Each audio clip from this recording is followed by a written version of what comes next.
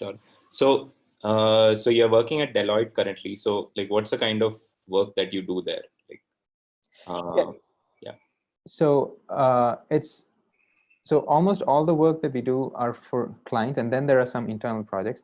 But then the more interesting and the more important part would be the client projects, right? So that would be, and the firm being, it's a pretty big firm, right? And so it have all kinds of clients, and me being a specialist in data science, and in fact, that's the designation.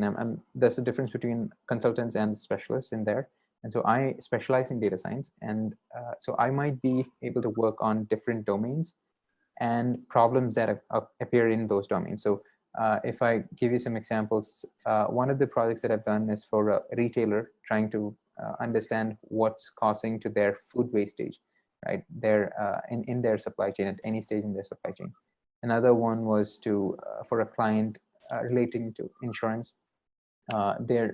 They suddenly had a spike in the amount of messages that their B2B clients send, so hospitals or providers, and they were finding it difficult to reply to them in a reasonable amount of time. So trying to see if we can kind of have a solution that can parse through the message, understand what the content is, and then if it's one of the known actions, then respond with that appropriate message, or give them the requested information, and so on. So it really has been, for me, it was either small projects which are sometimes to kind of convince that a data science solution can work in that scenario, or it could be a full-blown production level thing which would go into the client systems, and that might be usually a longer duration one, because you need to be pretty rigorous with the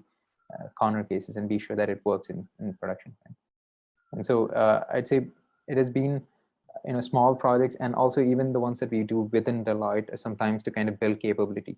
That's even before it gets to the client stage, and to kind of convince ourselves that there's a solution which is viable and it's pretty something that you can stand up for a client in a reasonable amount of time, and then if they are interested, go forward with it, right? So that might be things owned by Deloitte.